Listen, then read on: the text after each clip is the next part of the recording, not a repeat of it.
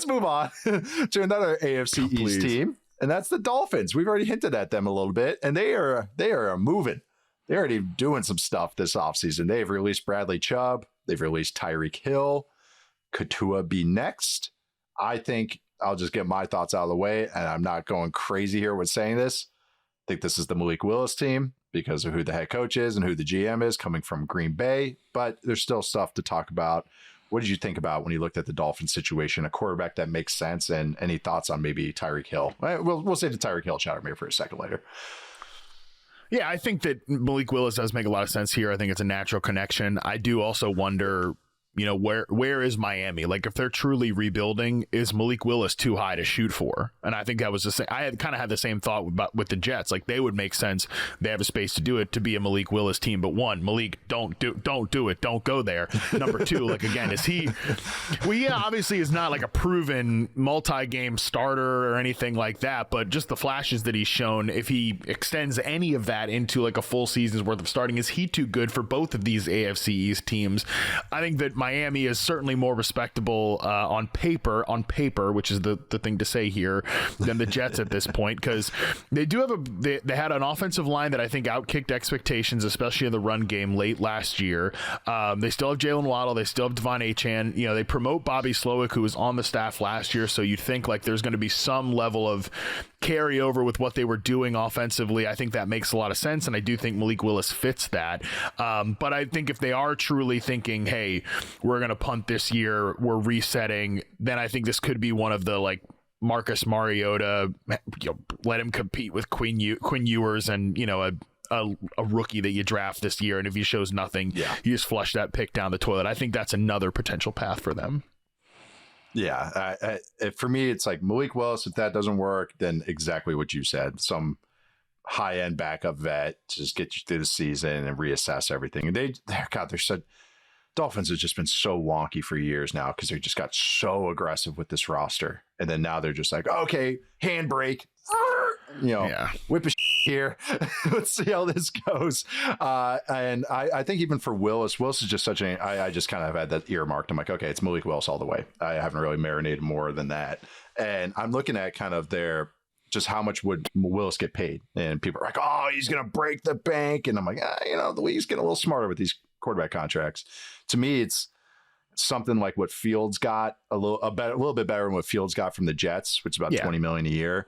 And then I looked at Geno's extension with the Seahawks that he signed in 2023, and that was a 3-year, $75 million a year, $25 million AAV, $40 million guaranteed. So maybe just the uptick with a little inflation from that. So what's that, 28 mil, something right? Like that's kind of where I'm ballparking his number, somewhere 20 to 28 mil for Willis. And I think like a 2 or 3 year deal where you can get out of it after 2 years. That's how I would do it. And I think Willis would be like, yeah, I get the start. Let's go for it. That's kind of where I'm at with them, because the Dolphins to me are just a team that needs a reset. I hope that they don't think of themselves any different. You know what I mean? Like that's always scary. A new guy gets there, a new GM, new head coach, and they're just like, we're going, this is what we know. We're going to get the quarterback that we know. We're going to win games. Some of these moves make me think they're going to eat their vegetables and eat their fruits this offseason. But I'm just curious what they go with Willis, because what if Willis comes in there? He's not in the Green Bay ecosystem. He's with Bobby Slowick as offensive coordinator, and he looks like crap. And he looks like the project-y Tennessee Titans guy. I mean, you got to remember, I know Willis looked good this year when he played, but the offense was like, it was a very manufactured offense. I don't know how to best describe that. Yeah. Just how the motions were. It's very safe in as far as the reads, I should say. A lot of 1 to 2 to check down stuff, which isn't bad.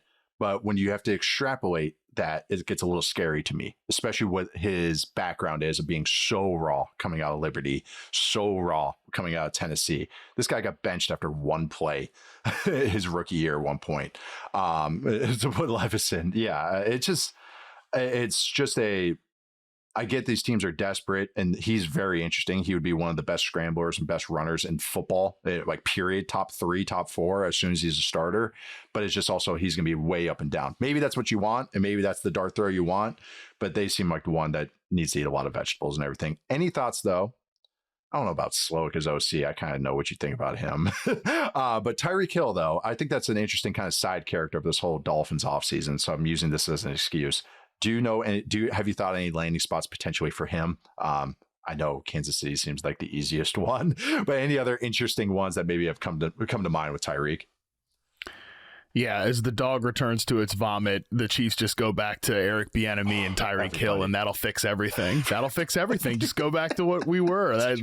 Past is yeah. Just go always back to past. That never bites anybody in the butt. My take is that if I was a team that needed a wide receiver, I wouldn't go close to Tyreek Hill. Just.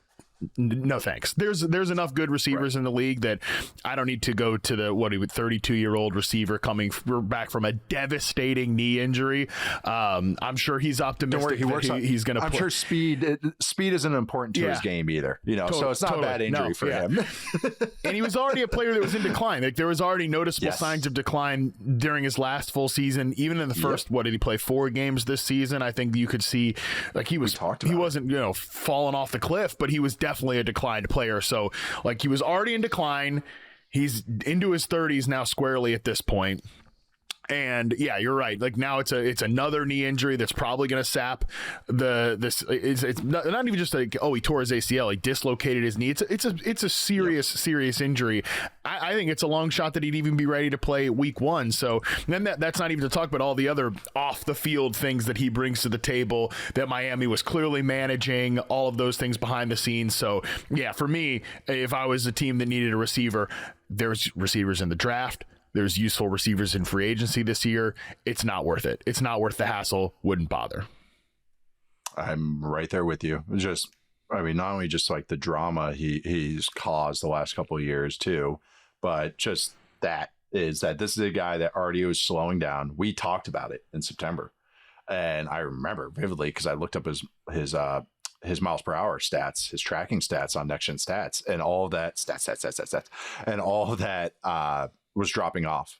He wasn't breaking 20 miles an hour as much as he used to, which is that's why you have Tyreek Hill. 50 miles, his rate of going 50 miles an hour or more was dropping, which is significant because again, that's why you have Tyreek Hill. He's not a big guy. Like he's a little thicker, 5'10", and I think he's listed like high 180s. But in his route running, he's not. It's weird to describe his route running because it's not what I would teach but he made it his own because he's so freaking fast. Yeah. It works for him, but that's the thing. His entire life, that's how he's had to do it. And he has not shown the makeup, the character to improve. And I'm having deja vu to talk about, to improve that game. He's like, well, this works for me. I don't need to learn the details of that. I mean, there's so many times where he's getting told what to do still at 30 something years old, vet, captain, I use with air quotes, stuff like that where I'm just, all right, his game does not seem like one that ages well. Robert Woods aged well because he was so detailed and his game wasn't off of speed. It was off of strength and details. How about Stephon Diggs this past year? Great. A guy that aged really well coming off of a major injury. But the reason I was willing to, another guy that's got off the field, this, that, and the other. Yes. But the reason I was willing to bet on, stings. The reason that I was willing to bet on Diggs as a guy that would beat the odds is because he has always thrived because he is like an elite technician. Yeah.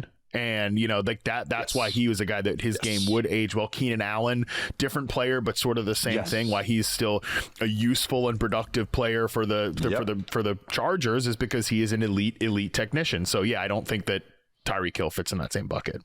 Yeah. And even guys that are bigger, like a guy like Mike Williams, he couldn't get over injuries. And that's why he aged off a cliff is because he had no other things to his game. He was a dunk artist. Yeah. You beat you vertically and dunk. So if you don't have those little other aspects of your game, you're not. Cooper Kupp has aged fairly well, even if he's not the fastest guy, because he can do other things. He can be used as basically an auxiliary tight end.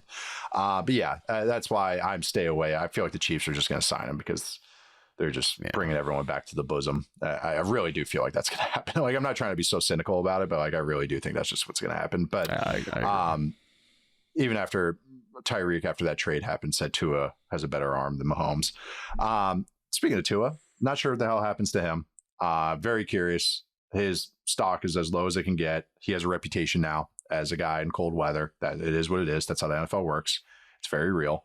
And also has injury stuff that has cropped up. He's gotten better, because he changed his game and changed as much as he can do. But how well is he age? He's 28 and he feels like he's 38, so I'm curious how he just ends up. I'm sure that's going to hang over them as well. So I think it's going to be a Willis team, the Malik Willis team, I should say, but also just they have other stuff they have to sort out with this roster, including Bobby Sloat calling plays. He's not going to be as bad as he was in Houston because it's just because as long as he has a better offensive line coach, I think. But it's just not the it's most fine. Exciting hire. Yeah, it's fine. There's so many. It's fine. It's a bell curve, guys. It's just like quarterbacks. It's a bell curve. There's a lot in the middle. There's a lot in the middle here. There's only a certain awesome guys at the top and there's some really bad ones at the bottom, but a lot are just caught in the middle. And he's one of the guys to me that's like average, I guess.